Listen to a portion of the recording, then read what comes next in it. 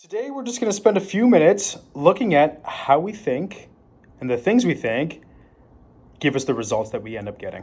Noticed in other lead generation activities that you've done or other points in your career, how when you're thinking about something, it affects the way that the outcome At the beginning of COVID, like the very, very beginning, like those first couple weeks, it was like, well, no one's going to move now. Where everyone just went into lockdown in the global pandemic. So every, phone call or conversation or something like that, it was like, no, why are you even calling me? To the point where I was like, I don't even want to call people. So the first like week or two, all my contacts were past clients, and that was just me calling them to check up on them because I didn't want to call new people because I was like, well, who's going to move right now? So. Okay, who didn't stop for a minute and think, what the is going on here? I mean, it's normal, especially when something as magnitudinous, something as big as a global pandemic shutting down. Of course, the Danielles in the world are going to stop for a minute and second guess whether or not they should buy or sell. Everybody was frozen. Nobody thought they could leave their house. It was scary times. So listen to how Danielle recovered simple action item that she could do, and then she flipped it completely, and we'll talk about how we did that. Anything. And I remember you saying that a couple weeks in because we were talking to you about buying your place. It was about that time. And you're like, well, I'm not going to have a conversation with people about buying something right now when I wouldn't even buy anything. You can't sell ice to an Eskimo if the Eskimo doesn't need ice. We got to sell what we believe in. Good job, Danielle. What ended up happening? This is exactly what we talked about at that time, how right now there are deals that were not available 2, 3, 4 weeks prior. The people that were competing against 16 other people no longer have to compete.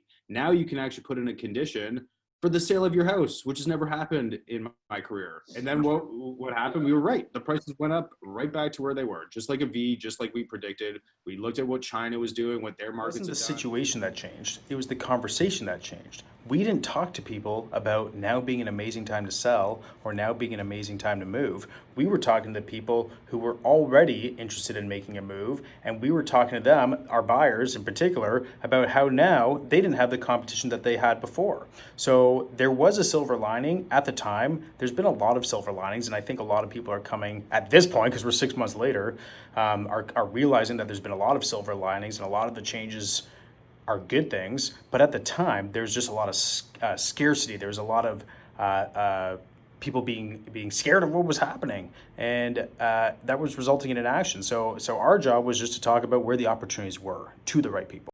But the way that we thought mattered a lot, because otherwise we wouldn't have had that conversation. We wouldn't have known what to say, and we would have bought into it ourselves. The way we think leads to action, and the action we take leads to the results that we get. So the way we think matters so much more than people give credit to. And although this is an example of an extreme situation where our thinking mattered, a global pandemic, every day there's these micro thoughts that we have. Before we go out door knocking, we might be thinking that somebody else was just there. We might be thinking that nobody wants to do sales with somebody who comes to their door. We might be thinking that the weather's not good. We might be thinking the wrong way. So those micro times, those micro opportunities to change our thinking and to think instead, people might end up with a weak-ass agent if I don't come by their house. They might end up with their cousin in Orangeville who does not know this market if I don't step up and come to their door. We literally have signed people for a listing who had been thinking about selling their house for a year and had not known who to reach out to, even though 20 years ago they were in the real estate business. We want to get ours. We need to behave as though every single person